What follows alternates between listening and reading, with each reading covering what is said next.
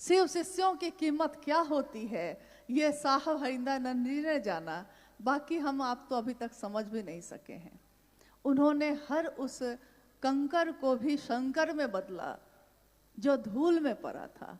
वो जीवात्मा जो अंधेरे में फैली थी, जिसके चेतना में गहरा अंधेरा छाया था, उस चेतना में गहरी रोशनी भरी, और उस रोशनी में हमको दिखाई दिया शिव का वो रूप। जिस शिव को हम जगत गुरु के रूप में कह रहे हैं, जिस शिव को हम अपना गुरु बनाने की बात कर रहे हैं, वो शिव क्या है? आइए हम अपने इतिहास में चलते हैं। हमारे इतिहास में बड़े बड़े तपस्वी, बड़े बड़े साधु, बड़े बड़े ऋषि हुए। अगर शैक्षणिक ज्ञान की बात करें, अगर शास्त्रों की बात करें, तो हमारा ज्ञान उनके सामने कुछ नहीं है। लेकिन दिल की बात करें, दिल के रिश्ते की बात करें, तो शायद आकलन करना कठिन है कि किसकी क्षमता कितनी है। लेकिन अगर हम किसी की बातों पे चलते हैं, क्योंकि इस संगोष्ठी को भी जिसका आयोजन आज हुआ है, या 1980 के दशक से जो शिव शिष्यता की धारा चल रही है, उसकी बात भी हम करें अगर, तो उसके लिए, उसको समझने के लिए थोड़ा हमको इस पे विचार करना होगा कि ये है क्या, ये कौन है शिव। साहब जो अक्सर कहानियों में कहा करते कि अंबाला के नंबरदार को अघोरी ने कहा कि रे अपने शिव को छोड़ मेरे शिव को देख, ये कौन शिव था?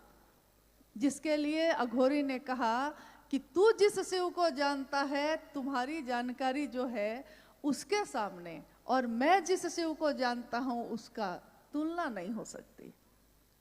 रिश्ता इतना गहरा है, प्रेम अधिकार लाता है। तो आते हैं हम लोग इस बात पे, महादेव के बारे में जितना भर हम जानते हैं, उसमें हम जानते हैं कि शिव ने इच्छा की और ये दुनिया बनी। सरल शब्दों में हम समझते हैं इसको। हमारी इच्छा भी होती है, आपकी इच्छा भी होती है, हम भी इच्छा करते हैं कुछ करने की, लेकिन हमारी इच्छा तुरंत या तो टूट जाती है या उसमें बल कम होता है। कुछ देर तक हम उस विचार पे, उस इच्छा पे खड़े रहते हैं। अगर इच्छा ठहर गई तो फिर उसका परिणाम गहरा होता है, लेकिन अगर इच्छा टूट गई तो फिर वहीं पे बात खत्म हो जाती है। शिव ने भी इच्छा की। एकमात्र ऐसे देवता, एकमात्र ऐसी सत्ता जिसके लिए कहा गया अघोर है वो। अघोर का अर्थ होता है जिसमें तरंगे नहीं हैं, जिसमें कोई उतार या चढ़ाव नहीं है, जिसमें कोई चंचलता नहीं है, स्थिर है, एक तरह से एक सीधी रेखा, शांत, अघोर। एकमात्र कहा गया शिव को, और अघोरा कहा गया शिव की शक्ति माँ काली को, जिनको प्रथम देवी भी 10 महाविद्या में प्रथम देवी हम कहते हैं माँ काली को, जो शिव की शक्ति हैं, और उनको कहा गया अघोरा। साहब ने बताया कि जब ये कल्पना करते हैं, जब ये सृष्टि बनी ही नहीं थी, जब ये दुनिया ही नहीं थी, कुछ नहीं था, शून्य था चारों तरफ, कहीं कुछ नहीं, और उस शून्य में, उस सन्नाटे में जहाँ कुछ भी नहीं है, शिव की शक्ति तो है, शिव तो है, क्योंकि काल से परे की देवी कहा जाता है काली को, काल के नियंत्रक देवता कहा जाता है महादेव को, तो शिव तो है। अब हम कल्पना करते हैं कि उस शिव ने, जिसकी समस्त शक्तियां सुषुप्तावस्था में हैं, सारी शक्तियां हैं लेकिन शांत हैं, अभी प्रकट नहीं हुई हैं।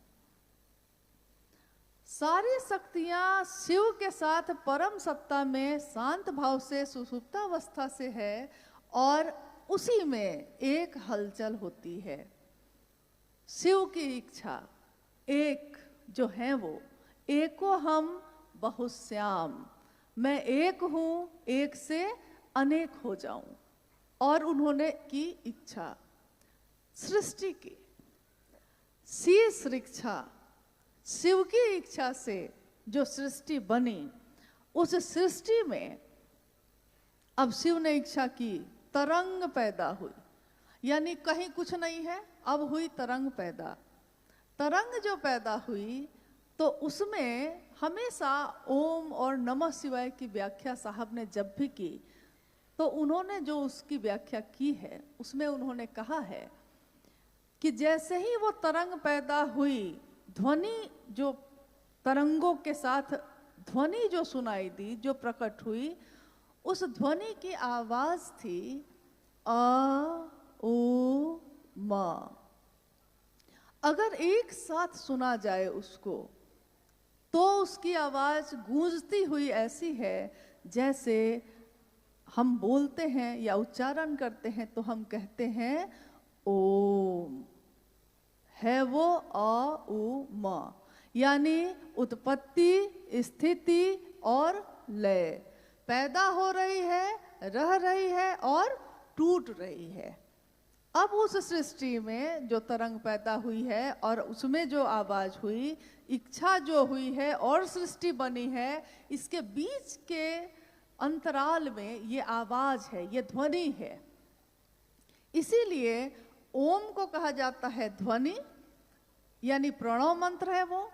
और सृष्टि जैसे ही बनी, अब बना आकाश, फिर बनी हवा, फिर बनी अग्नि, फिर बना जल, फिर पृथ्वी, मिट्टी, क्षिति तत्व।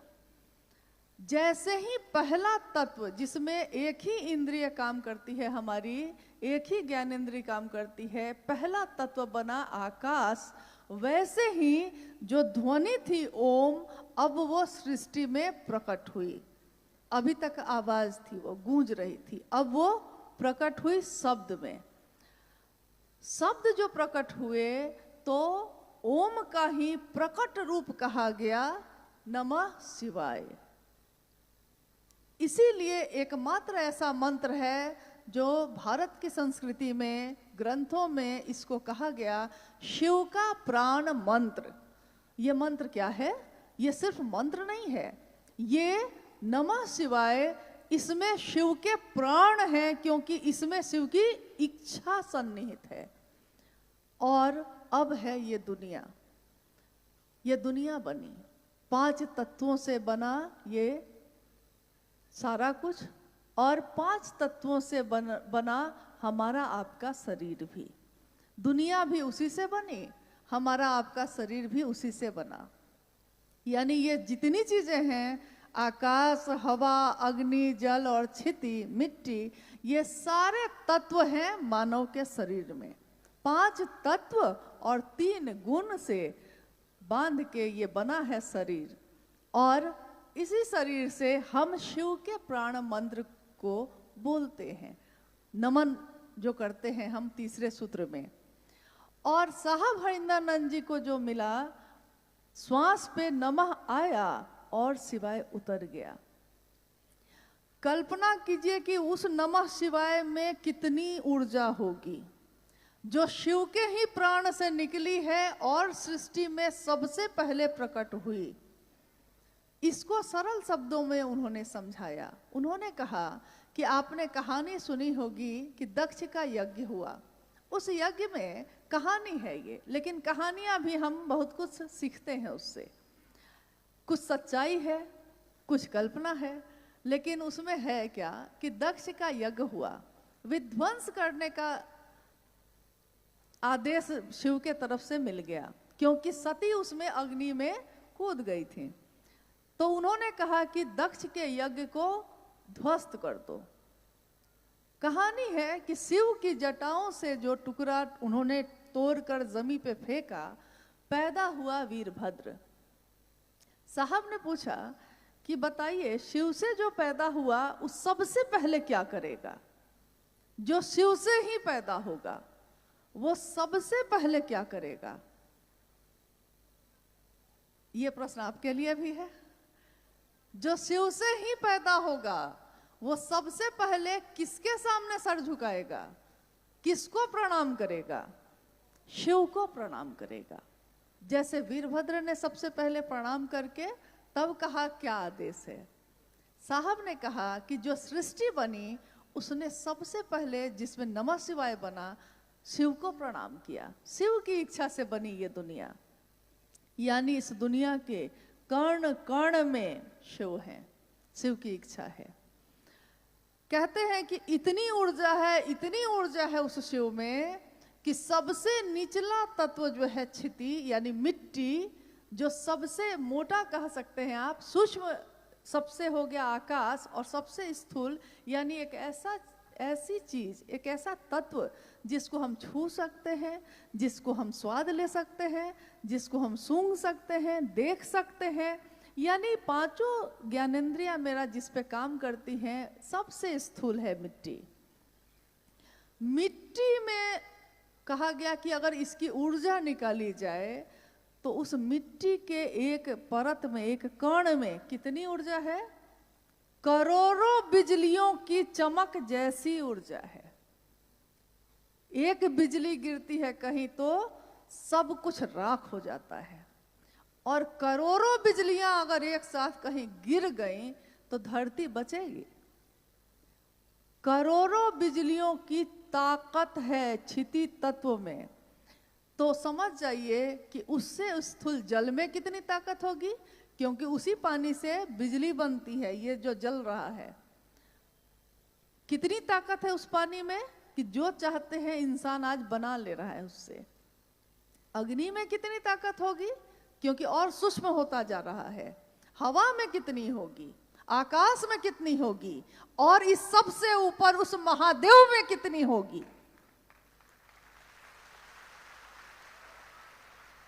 जिसकी मात्र इच्छा का प्रतिफल है ये, मात्र इच्छा। कहा जाता है उस महादेव को अगर हम लाख योनियां हमारी बीत जाएं, हम देखना चाहें तो महादेव को देख भी नहीं सकें, महसूस भी नहीं कर सकें। लेकिन असीम ऊर्जा, अनंत ऊर्जा, ऊर्जा के अक्षय स्रोत शिव को साहब हरिंद्रानंद ने, शिव के शिष्य ने, हमारे आपके जैसे अति सामान्य लोगों के दिलों में पहुंचा दिया। उस ऊर्जा को किस हद तक नीचे किया होगा उन्होंने कि हम उसको महसूस करते हैं। महादेव आप मेरे गुरु हैं, हे शिव आप मेरे गुरु हैं, मैं आपका शिष्य हूं, मुझ शिष्य पर दया कर दीजिए। ये पुकार हमारे हृदय से जो निकली है, इस पुकार में वो दर्द नहीं था शिव के लिए, कभी भी नहीं था। ये अलग बात है कि हजारों साल से शिव की पूजा होती है, हजारों साल से हमारे जीवन में अनेक संबंध है, हर संबंधों के लिए दिल नहीं धड़कता। हमारे परिवार में बहुत लोग होते हैं, सबके लिए दर्द महसूस नहीं होता। कितनी बार तो उल्टा होता है, अगर किसी को दर्द हो जाए तो मन सोचता है कि बड़ा अच्छा हुआ, बहुत बनता था। यानी हमारी तो ये स्थिति है। और शिव की ऊर्जा असीम है, अप्रतिम है, बेजोर है। अप्रतिम का अर्थ होता है जैसी दूसरी कोई प्रतिमा नहीं हो सकती, जिसका कोई जोर नहीं है, जिसके बराबर कोई दूसरी सत्ता नहीं है। उस असीम ऊर्जा का इस स्तर पे ले आना, तो आप कल्पना कीजिए, क्योंकि आज जब साहब हरिंद्रानंद जी शरीर में नहीं है तो हमको, आपको और अनेक लोगों को ऐसा लगता है कि वो नहीं है, लेकिन महसूस करने वाले जानते हैं कि और ज्यादा तीव्र गति से हैं, और ज्यादा ऊर्जावान हैं, और ज्यादा मदद दे रहे हैं, गति दे रहे हैं, तब हम चल पा रहे हैं, तब हम बोल पा रहे हैं। लोग समझते हैं कि शरीर में अगर वो ऊर्जा नहीं है मतलब कि ऊर्जा खत्म।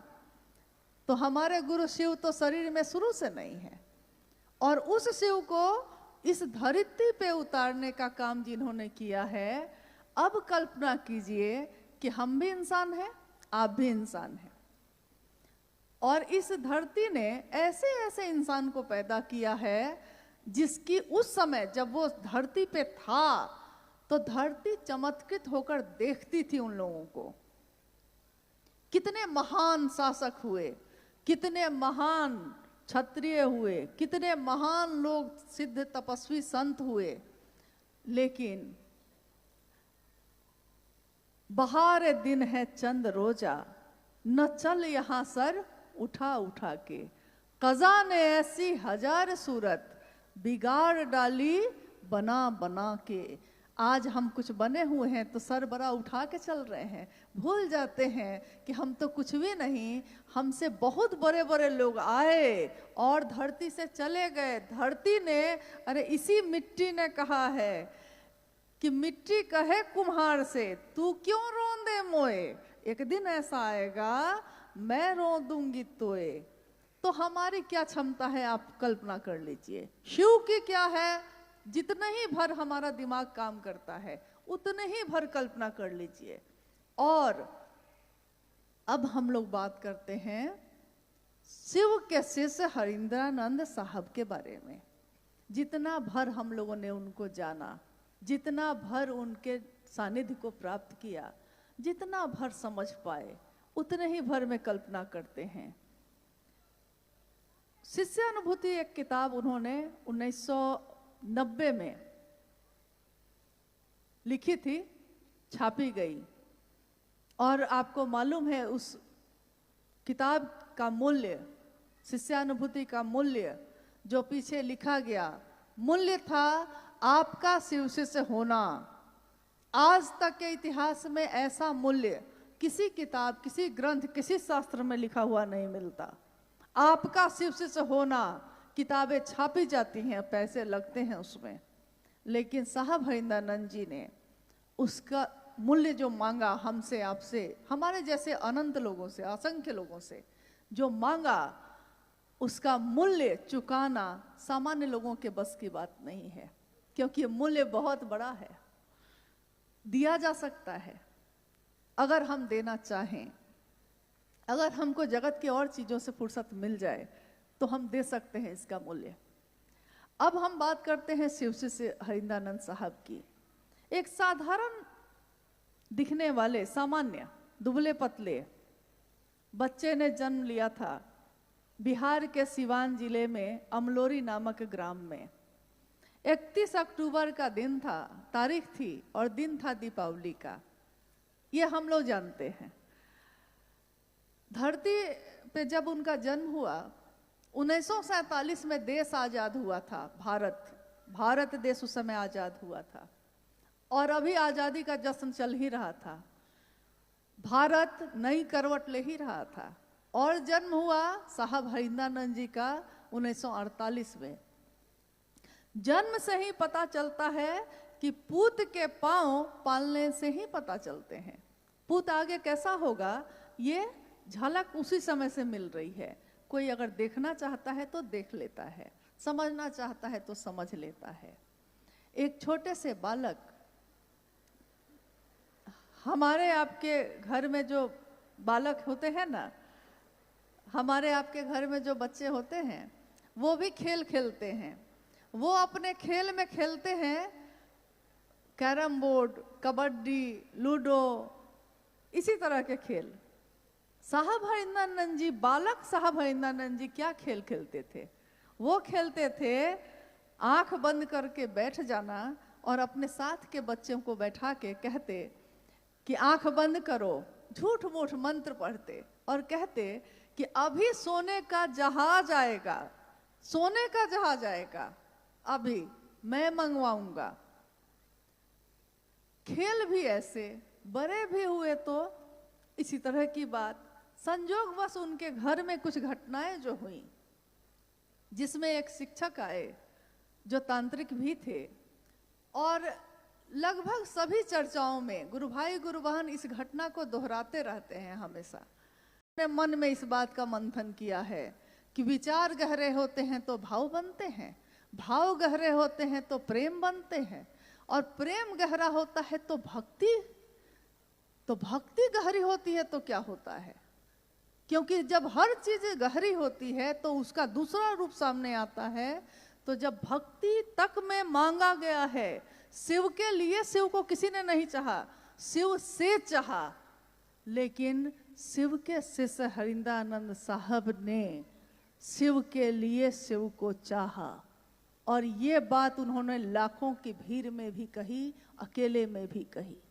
उन्होंने कहा कि मैंने शिव को शिव के लिए चाहा है, मेरी इसके पीछे कोई कामना नहीं है।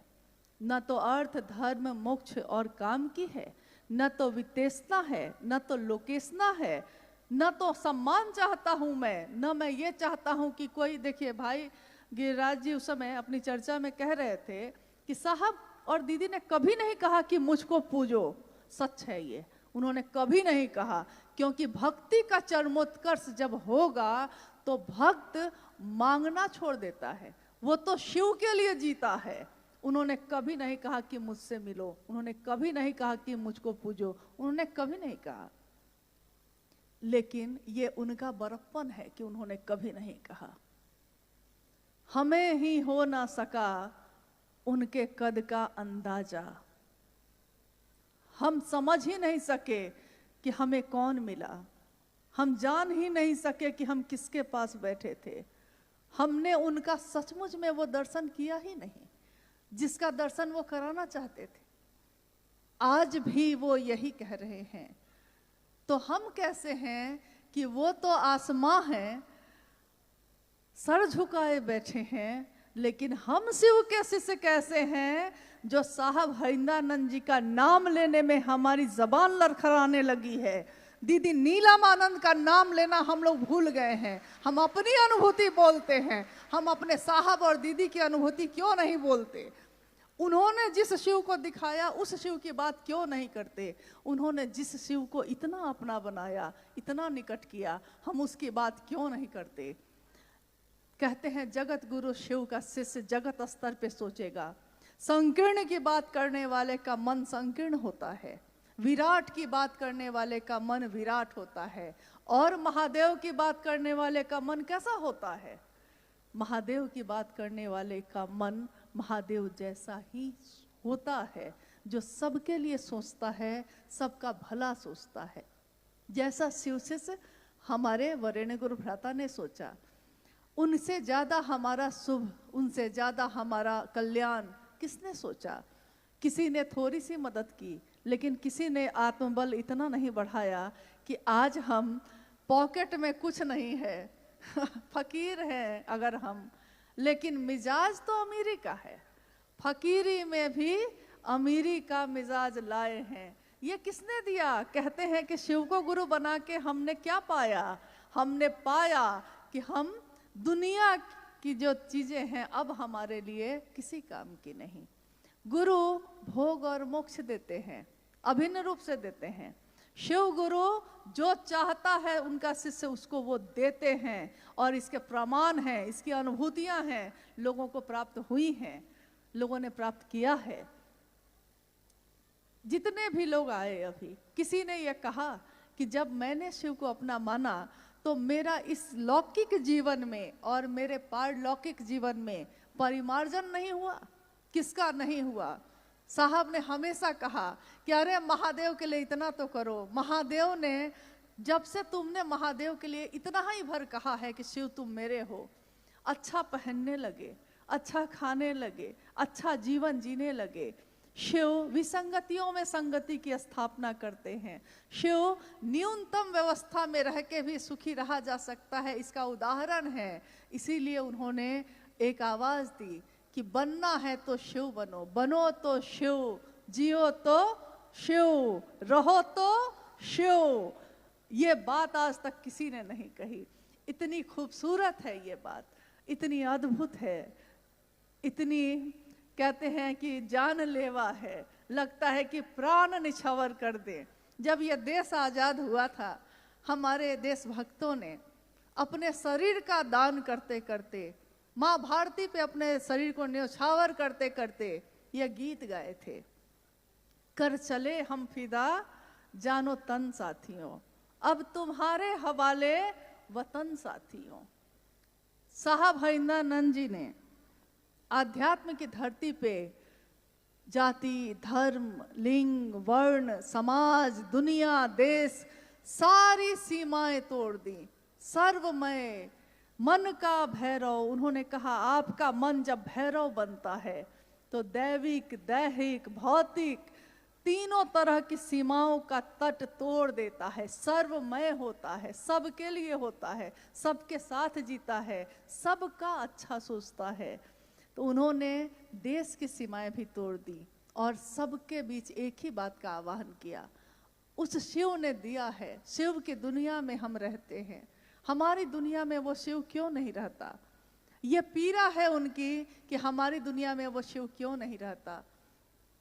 क्या शिव के शिष्य भी ऐसा ही करेंगे? क्या शिव का नाम लेने वाले लोग भी शिव के साथ ऐसी ही चालाकी करेंगे? शिव शिष्यता प्रेम है, शिव शिष्यता भाव है, दर्द है, एहसास है। शिव शिष्यता तालीबाजी नहीं, शिव शिष्यता व्यापार नहीं। हम अपने बेटे का व्यापार नहीं करते, हम अपने पति का व्यापार नहीं करते, हम अपने माँ बाप का व्यापार नहीं करते। जिसको भी हमने कहा है कि वो मेरा है, हम उसका व्यापार नहीं करते। व्यवस्था में मिलके काम करते हैं लेकिन व्यापार नहीं करते।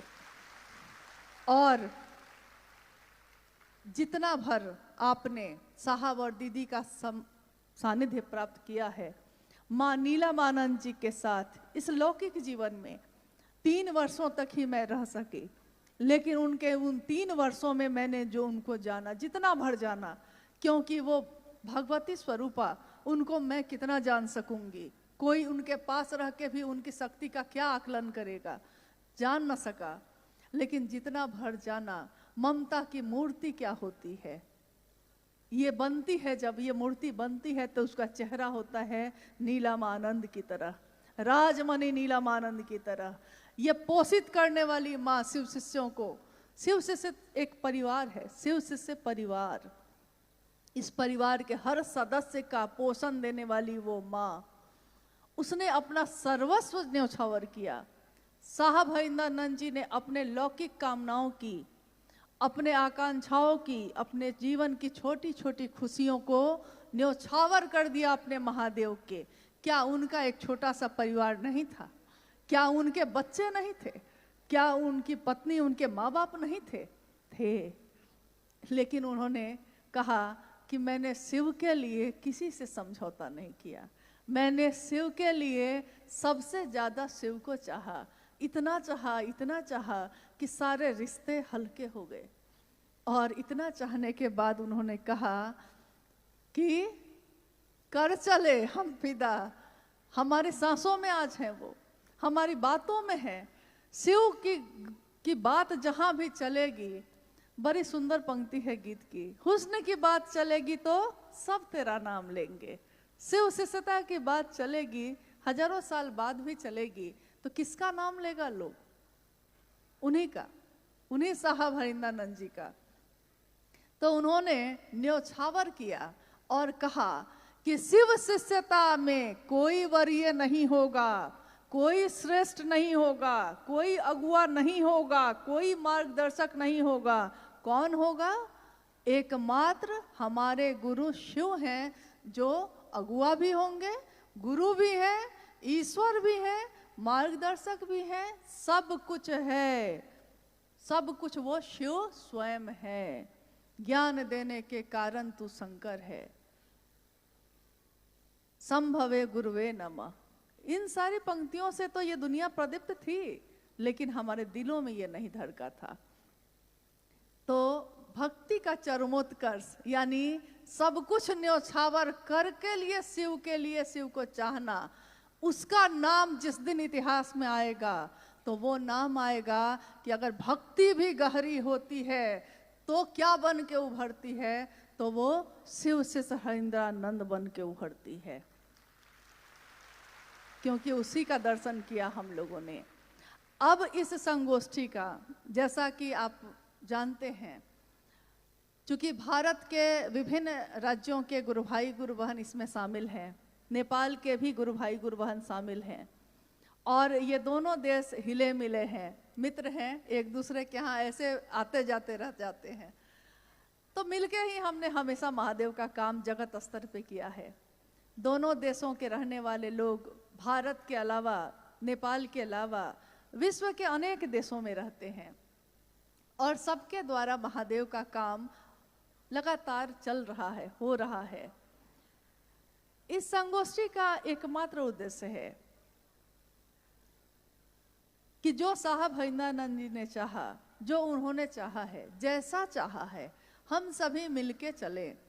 अब हमारे पास दो रास्ते हैं।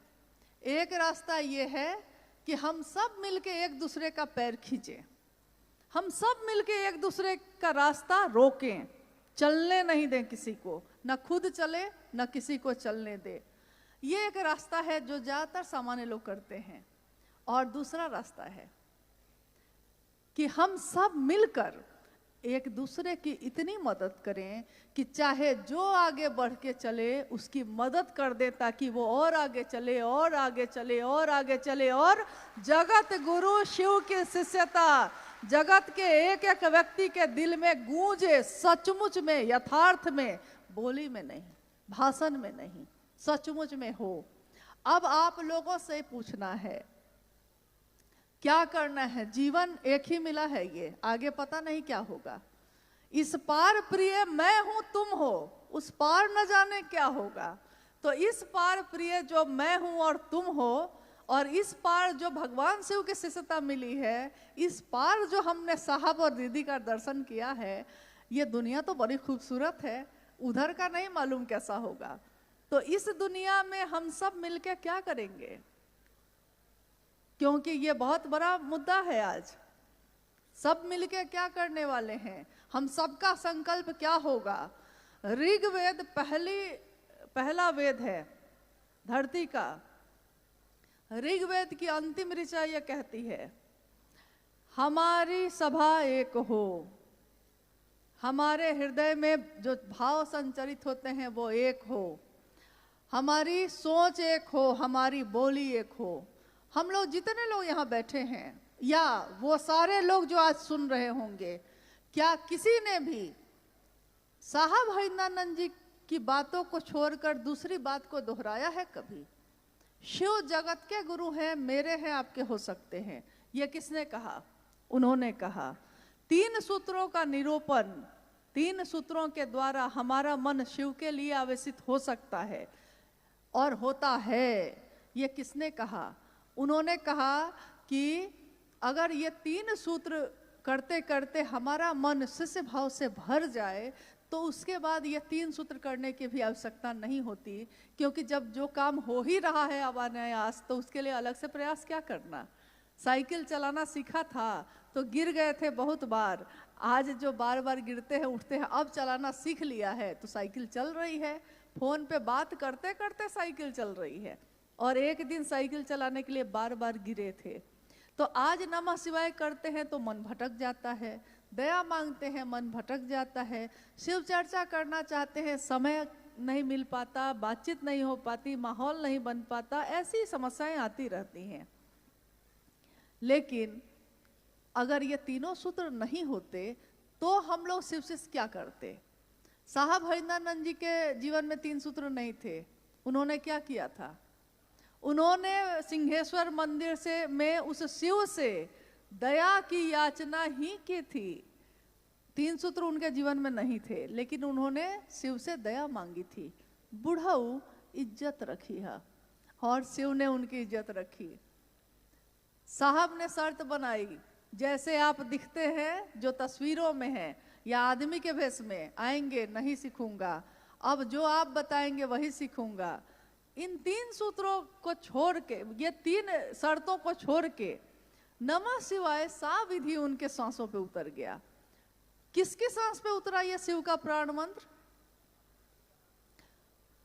आपसे जिज्ञासा है मेरी तरफ से कि किसकी सांसों पे मुजफ्फरपुर के तुर्की में उस आम के पेड़ के नीचे संध्या की बेला में बैठे, किसकी सांसों पे नमः हवा के साथ आया और शिवाय उतर गया? ये किसके साथ हुआ था?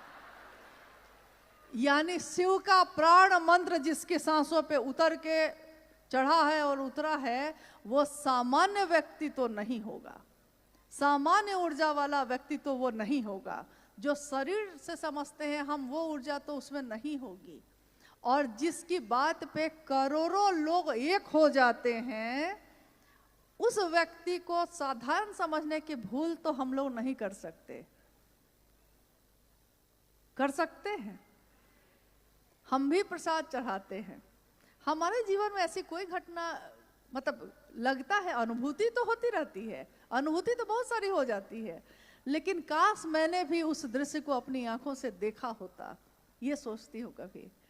जब साहब पटना में रहते थे तो पूजा घर में प्रसाद चढ़ाते थे, प्रसाद चढ़ जाते थे। लोगों के बीच इस बात की सूचना हो गई, बात फैल गई कि हरिंद्रानंद जी के पूजा घर में प्रसाद चढ़ जाता है। तीज का समय था, माँ नीला महाजन तीज का व्रत करती थी, यानी जो शिव की पूजा होती है, जिसमें शिव और शिव की पत्नी माँ पार्वती की पूजा करती थी। तो वो बाहर मंदिर में नहीं गई, घर में था ही पूजा घर। तो बगल के जो फ्लैट में और लोग रहते थे, वो महिला लोग हाथ में पूजा की थाली लेकर घर में आ गई। मतलब साहब के मुंह से ये घटना सुनी थी मैंने, और बाद में मुझको लगता है किसी चर्चा में, वीडियो में भी है ये, साहब की चर्चा में। तो थाली लेकर वो घर में आ गई। तो उन्होंने कहा कि मैडम, दीदी नीलम आनंद जी को कहा कि मैडम आप नहीं आई मंदिर, तो हम लोग सोचे कि हम ही लोग पूजा की थाली लेके आ जाते हैं, क्योंकि हम लोग सुना है कि आपके घर में भी तो पूजा घर में प्रसाद चढ़ जाता है। तो माँ नीलम आनंद जी ने कहा कि हाँ चढ़ता तो है, लेकिन अब आप लोग क्या चाहते हैं? तो जी हम लोग चाहते हैं कि हम लोग भी यहीं चढ़ा लेते हैं। उस महिला ने कहा कि चढ़ा लेते हैं। माँ नीलम आनंद ने कहा कि सामने पूजा घर है, जाइए। वो थाली लेकर पूजा घर के तरफ बढ़ी, और जैसे जैसे थाली लेके वो बढ़ रही है, उसमें से प्रसाद जो है वो अब गायब होते जा रहे हैं। प्रसाद उसमें से इतना दूर दिखता है, फिर गायब हो जा रहा है। पूजा घर 4 कदम पे ही था, उतनी ही देर में थालियों से प्रसाद गायब हो गए। वो लोग घबरा गई। तो उन्होंने कहा कि ये तो सारा प्रसाद चढ़ गया महादेव के पास, अब हम लोग घर ले जाके क्या देंगे? तो माँ ने कहा कि आपने जिस भाव से कहा कि महादेव को चढ़ाने जाते हैं, उस भाव से मैंने भी कह दिया कि ठीक है जाइए चढ़ा दीजिए। तो महादेव की सत्ता ने ग्रहण कर लिया। अब हम लोगों ने जब ये सुना था, इतना हंसे हम लोग ने कहा साहब से कि बताइए, अगर हम लोग को ये पता चल जाए कि महादेव प्रसाद खा जाएंगे, तो हम में से कितने लोग अच्छी अच्छी मिठाई खरीदेंगे? क्योंकि अच्छी मिठाई हम ये चुन के लेते हैं कि पति को कौन वाला पसंद है, पत्नी को कौन वाला पसंद है, बच्चा को चढ़ाते हैं महादेव को, लेकिन पसंद अपनी रख के, ताकि चढ़ाने के बाद खाएंगे हम खुद। तो साहब ने कहा कि अरे एक घटना और हो गई थी। एक व्यक्ति थे, बाद में शायद विधायक थे उस समय, तो वो घर पे आए। उन्होंने कहा कि हरिंद्रानंद जी, सुनते हैं आपके पूजा घर में जो चढ़ाते हैं चढ़ जाता है, तो मैंने आज एक रेमंड की बहुत सुंदर चादर खरीदी, तो मैंने सोचा कि महादेव को चढ़ा के और फिर हम इसका प्रयोग कर लेंगे, हम इसका यूज कर लेंगे। साहब ने कहा चढ़ा दीजिए। छोटी सी एक खिड़की थी पूजा घर में, जैसे ही वो चादर ऐसे लेके बढ़े, खिड़की से हवा के झोंके के साथ चादर उड़ी और ये ले वो ले हवा में गायब हो गई। अब वो तो एकदम बिफर गए। उन्होंने कहा कि कोई तंत्र मंत्र लगता है आपने कर रखा है।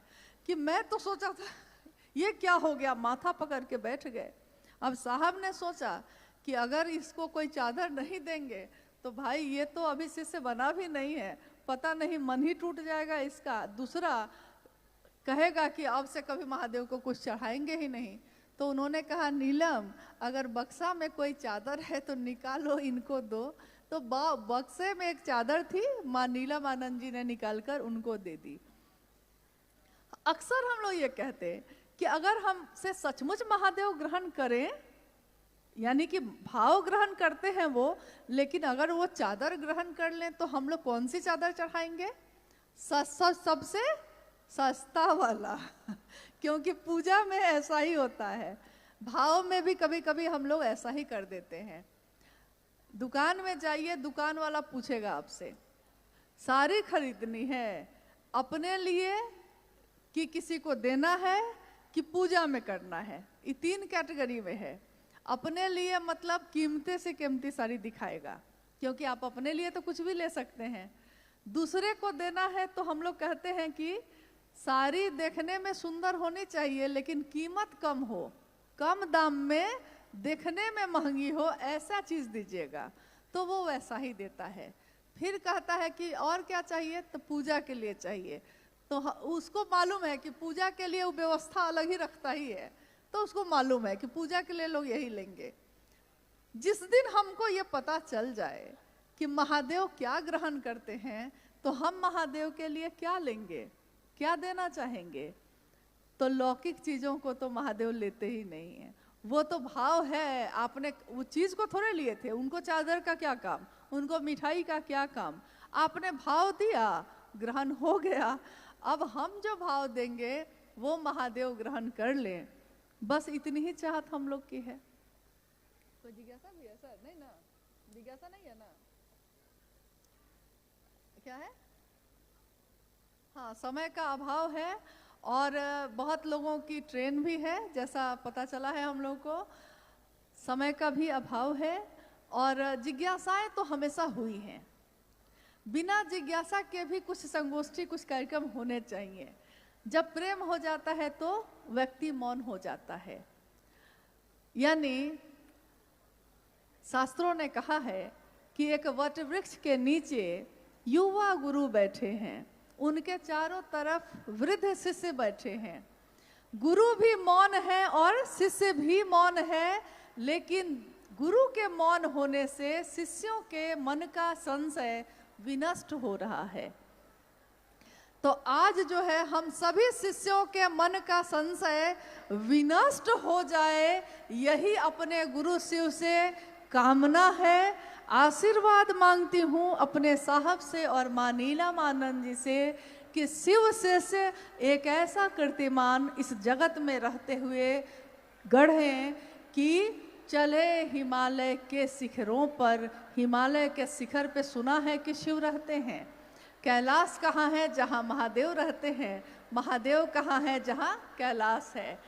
तो चढ़े हिमालय के शिखरों पे, अब भी ऊपर चढ़ना है हमें। हिमालय के शिखरों पे नया हिमालय गढ़ना है। साहब हरिंदानंद जी और दीदी नीलमानंद जी के प्रति सच्ची कृतज्ञता हम शिव शिष्यों की यही होगी कि उनकी बात पे सभी शिव के शिष्य एक हों। ये आवाहन है शिव शिष्य हरिंदानंद साहब का कि मेरी बात पे भरोसा करना और महादेव के काम में एक दूसरे का साथ देना। आप सबका बहुत आभार है, बहुत कृतज्ञ है हम लोगों का हृदय, और खासकर दिल्ली के गुरु भाई गुरु बहनों का, जिन्होंने इस आयोजन के लिए दिन रात एक कर दिया है। महादेव और मेरे गुरु शिव, मेरे साहब और दीदी, उनके मन की हर वो मनोकामना पूरी करें जो उन्होंने सोचा हो। इसी की कामना है। आप सभी के चरणों में प्रणाम है। आप धीरे धीरे अपने घर के लिए बाहर के तरफ प्रस्थान करेंगे, और इसको याद रखिएगा कि इस संगोष्ठी का जो भी उद्देश्य है उसकी पूर्ति हो सके। आप सभी को प्रणाम है, आप सभी को साधुवाद है।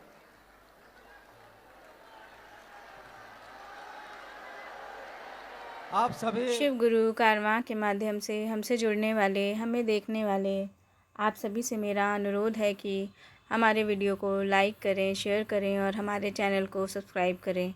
मिलते हैं आपसे अगली वीडियो में। आप सबके चरणों में मेरा प्रणाम।